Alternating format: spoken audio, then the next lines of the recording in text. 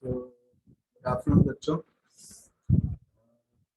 The continuation of previous class, in your previous class, we have studied about the glycolysis, part of carbohydrate metabolism, where we have understood how the glucose is getting utilized inside the cell, so the cytoplasm, which will ultimately lead to the formation of energy. That is your ATP. So we have seen that the glycolysis, in the glycolysis, the glucose molecule, there are two fate to that glucose. One is that the glycolysis either can happen in oxygen, presence of oxygen, or can say in the absence of oxygen.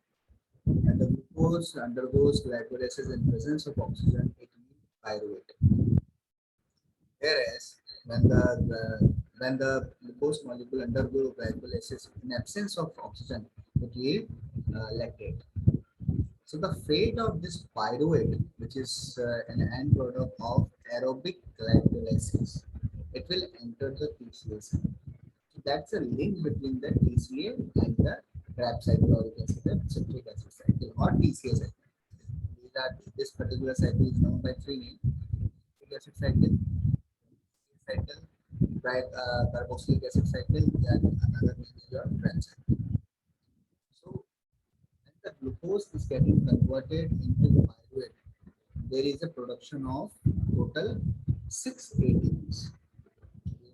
In the previous lecture, 6 to 8 ATPs are there. Whereas when this pyruvate enters this TCA cycle, there is a further production of another ATPs that we are going to cover up in this particular lecture. The end product of TCA cycle is your carbon dioxide, CO. And this TCA cycle is linked with so many other metabolisms like your protein, your lipid, the carbohydrate.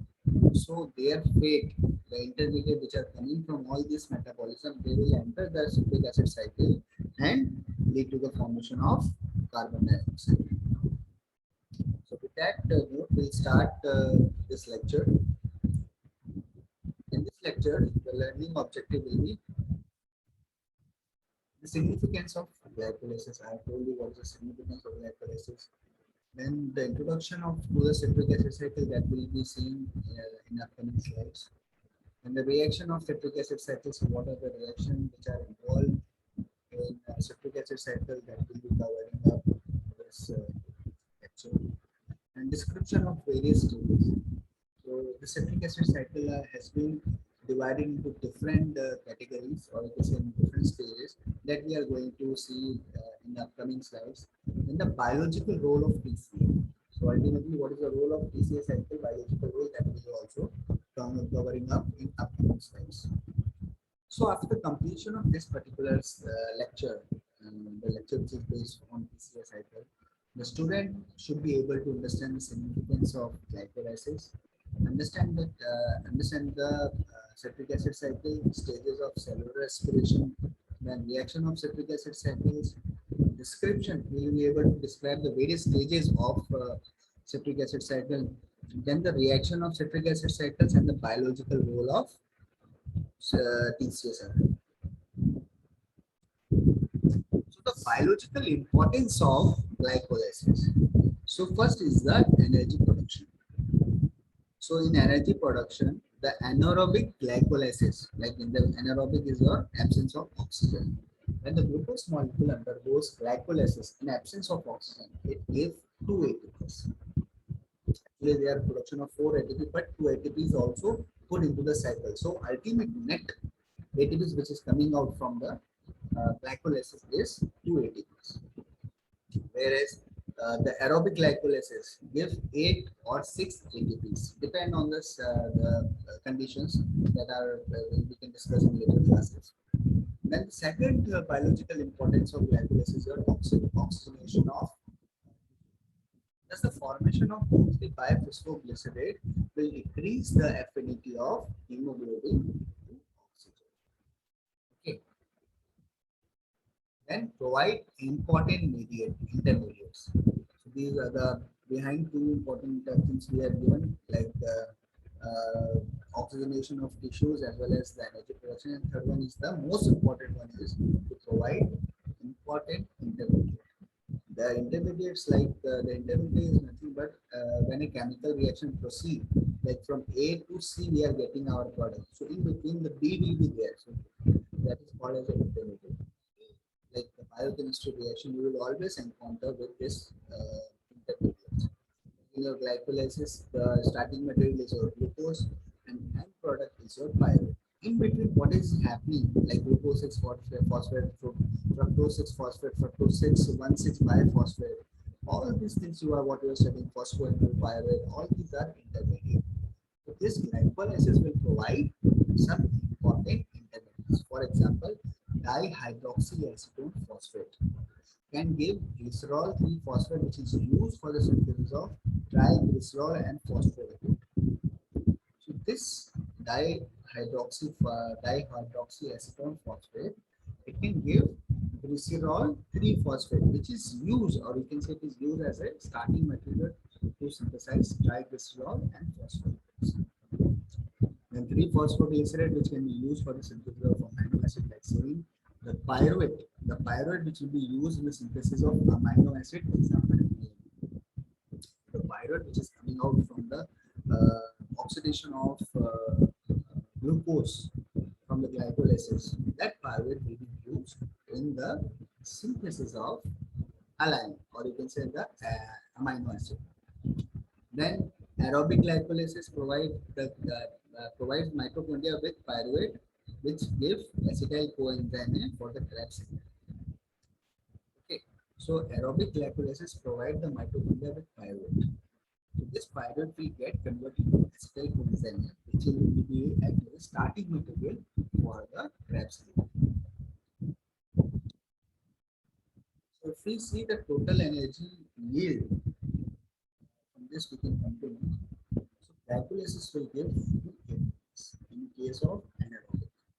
Krebs cycle will give 2, and the ETC cycle, the electron transport chain, will give 32. So total from one molecule of glucose we will give 36 ATPs. You can see from this diagram, the glucose is undergoing glycolysis. It will give food. From the glucose, the end product is pyruvate. Pyruvate will get converted to acetyl coenzyme, and this acetyl coenzyme will enter the Krebs cycle. And this Krebs cycle will give 2 ATPs. This Krebs cycle will get some intermediates, or we can say the electron-rich compound, which will enter the electron transport chain. It's process of converting the pyruvate to the electron transport chain is called oxidative respiration. Okay, so it means if one molecule of glucose undergoes complete breakdown from starting to end, it will give 36 molecules of glucose. Now we'll be discussing about the Krebs cycle. What is Krebs cycle? The common pathway leading to the complete oxidation of carbohydrates, fat, fatty acids, and amino acid to carbon. So this is the ultimate cycle where carbohydrate, fatty acids, and amino acids are getting converted, or the end product is carbon dioxide, and resulting in the production of ATP. Other important intermediates which are used for the synthesis of other pathway, providing many precursors for biosynthesis. This pathway citric acid cycle will provide so many intermediates which are useful for the synthesis of other biomolecules. Okay, this is your typical citric acid cycle. You can see it's in a cyclic form. Cycle where if you see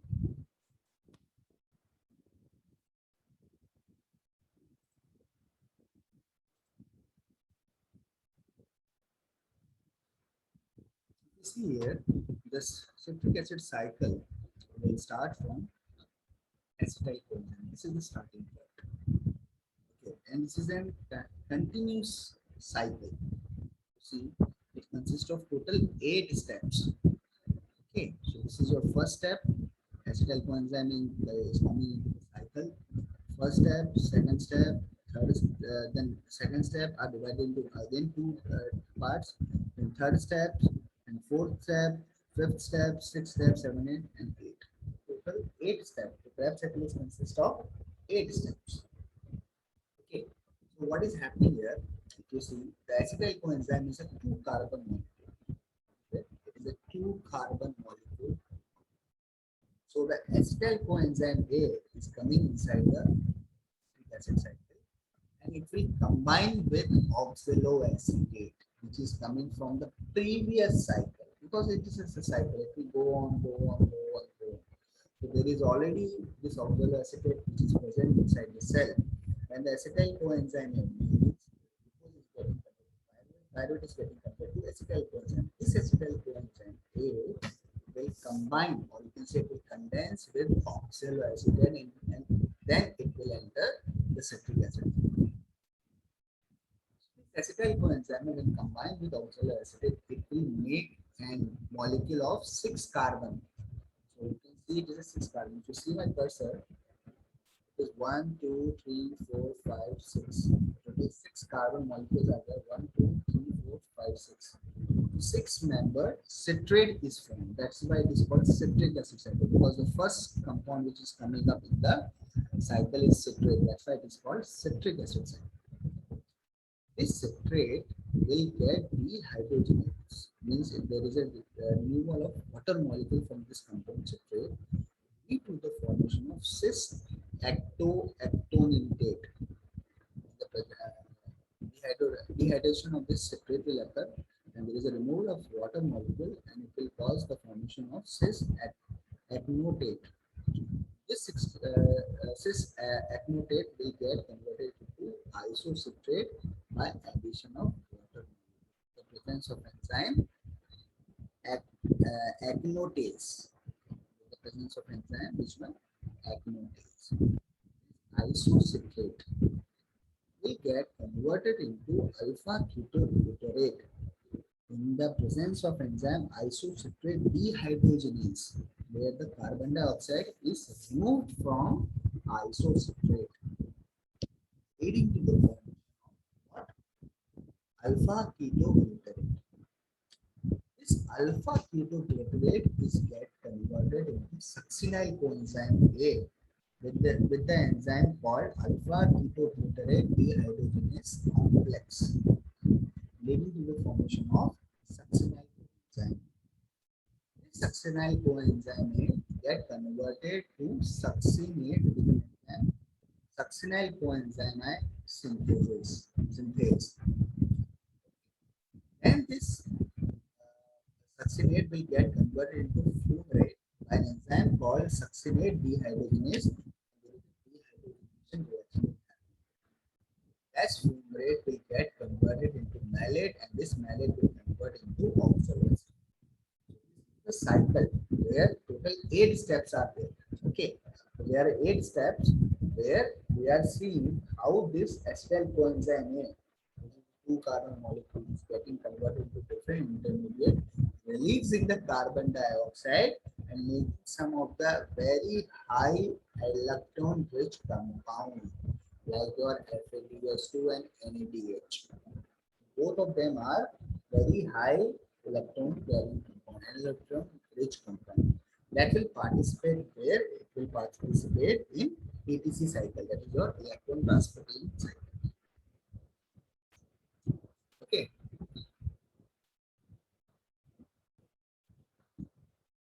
So the citric acid cycle consists of 8 successive reactions. How many reactions? 8 successive reactions it contains.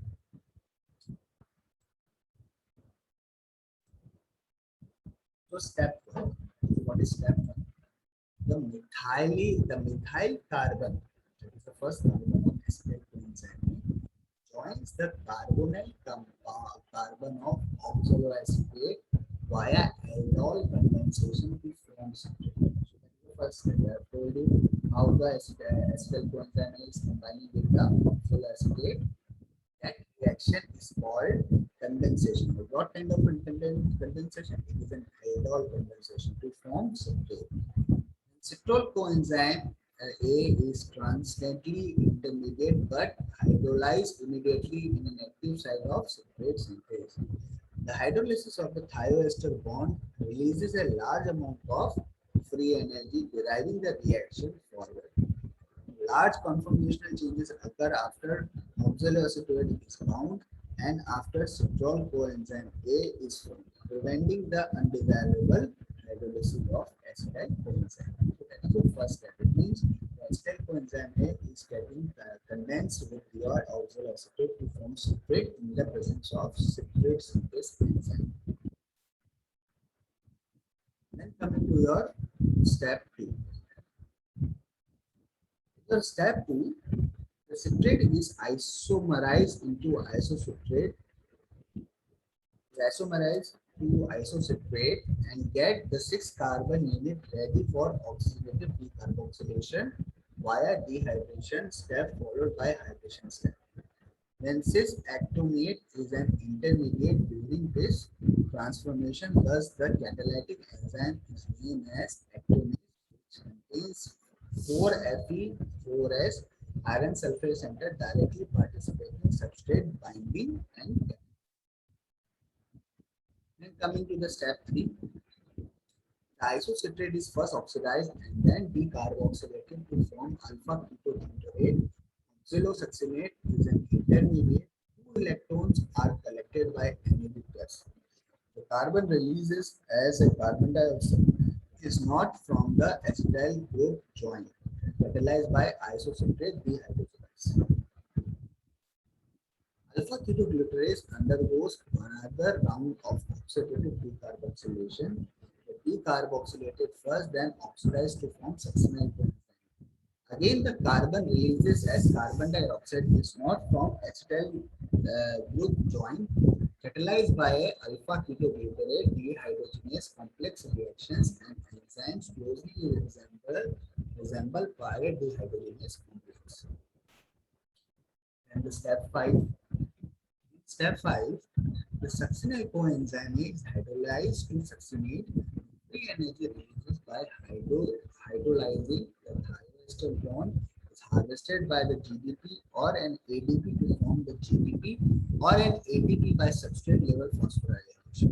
The reversible reaction is catalyzed by succinyl coenzyme synthesis. Acyl phosphate and phosphatidyl enzyme are intermediates. The active site is located at the interface of 2 subunits. The negative charge of the phospho intermediate is stabilized by an electron dipole of 2 a helix. Then the succinate is oxidized to fumarate, catalyzed by a flavoprotein succinate dehydrogenase, which is tightly bound to an inner membrane of a mitochondria. Malloid is a strong competitive inhibitor of this enzyme, thus broke the whole cycle. Then competitive inhibitor of this particular enzyme. Then in the step 7, the fumarate is hydrolyzed to malate, L-malate by the action of fumarase. The enzyme is highly stereospecific, only act on the trans and the L isomer, not on cis or D isomer. Oxaloacetate is regenerated by the oxidation of L-malate. This reaction is catalyzed by malate dehydrogenase with 2 electrons collected by ADP+. Okay. Now we will see the citric acid intermediate are important sources of biosynthetic precursors. So as I have mentioned, like we have seen the 8 cycles. So I have just found how these 8 cycles, like how the conversion of one intermediate is getting converted to another, and ultimately the cycle is getting finished, like we have seen. Now the intermediate which are coming up in the citric acid cycles plays a very important role for the biosynthesis of other things. That's a connection. So you can say this is a cycle which is connected with so many other pathways. Citric acid cycle is a hub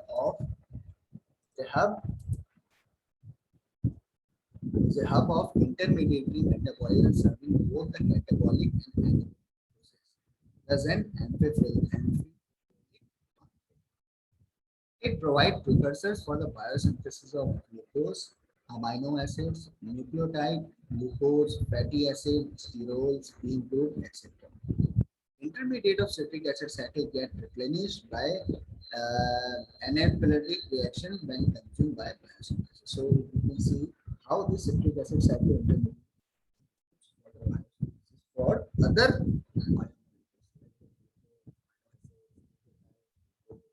fatty acids, sterols,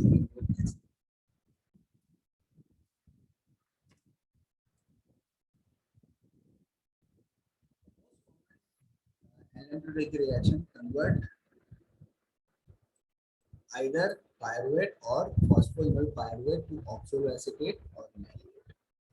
Pyruvate carboxylase catalyzes the carboxylation of pyruvate using bioprotein, biotin coenzymes. The activated carbon dioxide is first attached to the unradio nitrogen on the biotin and then transferred to the ionized enolate form of pyruvate, producing oxaloacetate. The long, flexible arms of biotin switch between the two active sites of the pyruvate carboxylase. Acetyl coenzyme is a positive allostatic derivative for the carboxylase. Some anaerobic bacteria lacking the alpha ketoglutarate dehydrogenase enzymes biosynthetic precursor via the incomplete citric acid cycle and could be an early evaluation stage of citric acid cycle. So it shows that even in a highly developed living organism, the citric acid cycle is used for synthesis of so many other biomolecules. Whereas for the lower developed microorganism or living organism, where the citric acid cycle is not complete, or you can say it's incomplete, even though the intermediate which are coming up from these cycles will be used for the synthesis of other important biomolecules.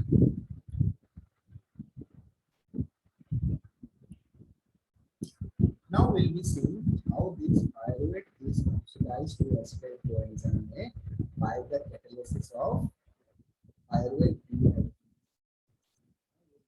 Understanding the link which is coming up from your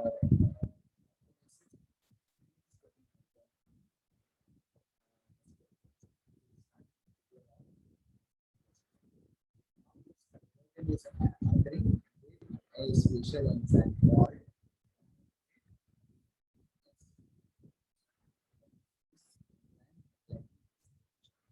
so pyruvate is first transported into mitochondria by specific transporter on the environment. Pyruvate is converted to acetyl coenzyme and carbon dioxide by oxidative decarboxylation. What is happening there? This is your pyruvate. You see the structure of both the pyruvate and the acetyl coenzyme. Happening here, this carbon dioxide group and there is the addition of the coenzyme. Okay. Coenzyme acid is coming up, NAD plus is coming up, and NAD is coming out.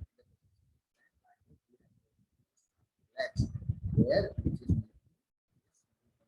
called acetyl coenzyme, and it will be used as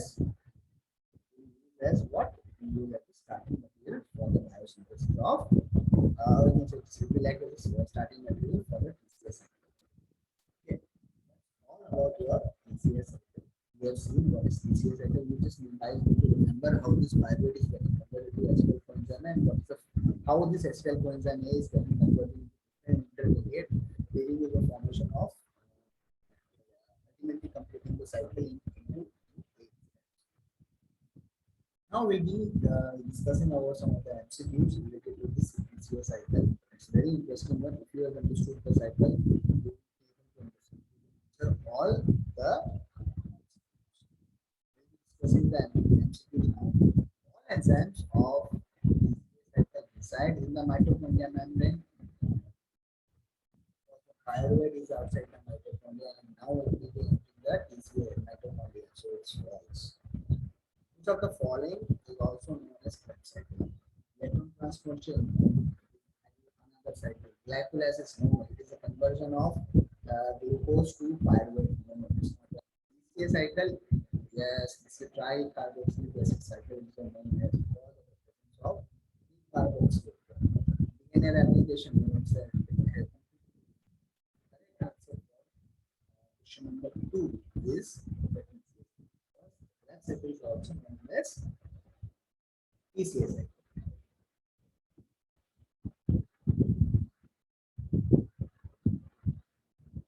Now, how many reactions that occur in PCA cycle transfer to electron substrate? Saying how many reactions that occur in a PCA cycle transfer electron from the substrate to an electron accepted enzyme. The answer is 4.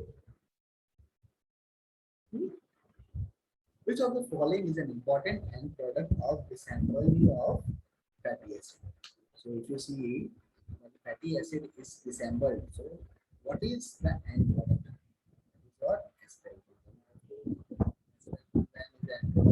Say it is so what is this coming up from the glycol acids, from the carbohydrates, from fatty acid or amino acid? It will be anything that's which is PCA cycle. So this PCA cycle it means that acetyl coenzyme will be acted as your end product for all this. Pyruvate is not there, DNA garage is not there, succinate dehydrogenase is not there because pyruvate is an end product. It is coming up from the glucose to pyruvate is coming from the glycol acids. The correct answer is what? Because fatty acid is not there. So the ultimate link of this fatty acid from all these compounds is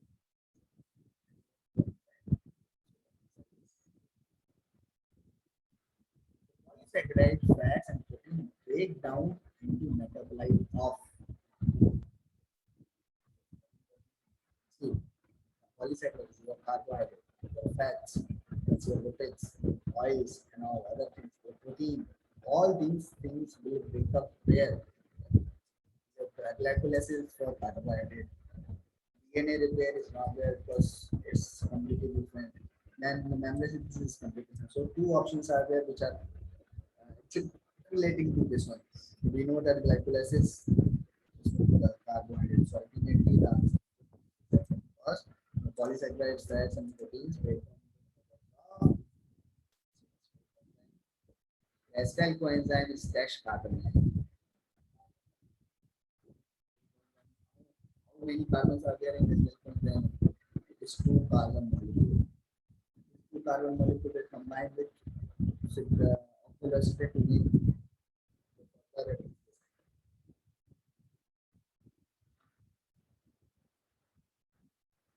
the PCA cycle, which of the following combines with this acetyl coenzyme to form a 6 carbon? First thing which is coming and ending up with the acetyl coenzyme is your oxaloacetate. That is the first step, and it is catalyzed by citrate synthase.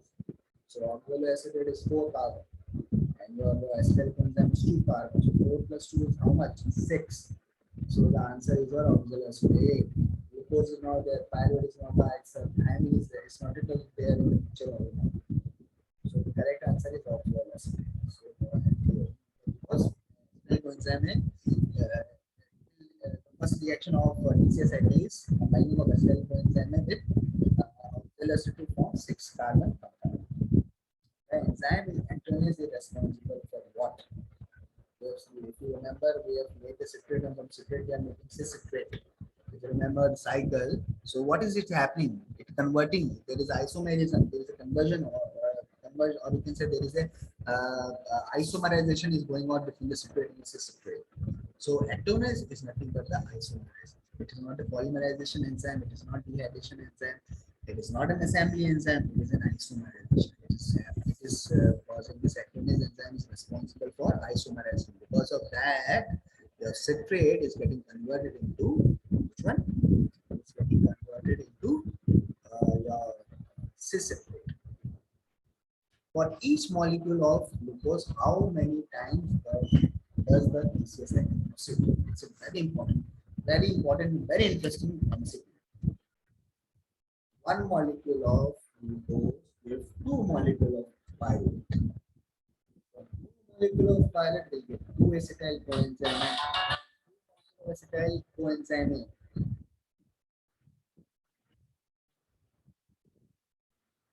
two molecule of acetylcholine will give two molecule. One molecule of glucose will give two molecule of pyruvate, and these two molecule of pyruvate will get acetylcholine. Means one molecule of glucose will run two times the NCA cycle. So, how important answer is. So, these are the references where we can more about the PCA cycle. There is a lot of things you need to remember. Which are responsible. You guys need to understand the significance of glycolysis. Why glycolysis is so important. How this glucose molecule is getting converted into pyruvate in the glycolysis. What are the enzymes which are responsible? How the energy is getting invested? How the energy is coming out of this? Then how this glycolysis is occurring in presence of oxygen and absence of oxygen. That we need to be taken care of.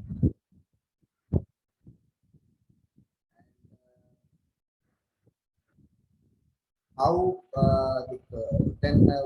how this pyruvate is getting converted to the acetyl coenzyme, and how this acetyl coenzyme is entering the TCA cycle, giving ultimately it is giving the what we call carbon dioxide and as well as the other important intermediates. So you can say the glycolysis is very important. The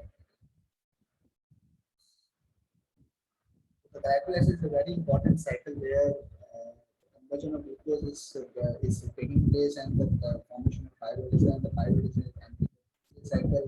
And this KCA cycle, how the carbon dioxide is coming up, and what are the important intermediates of in the KCA cycle. All these are very important.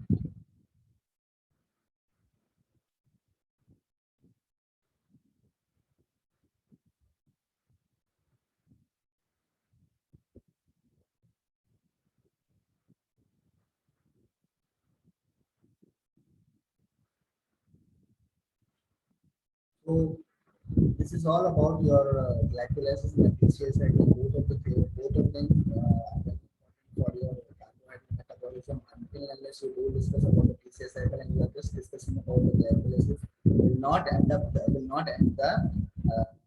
carbohydrate metabolism. You need to discuss about the PCA cycle also.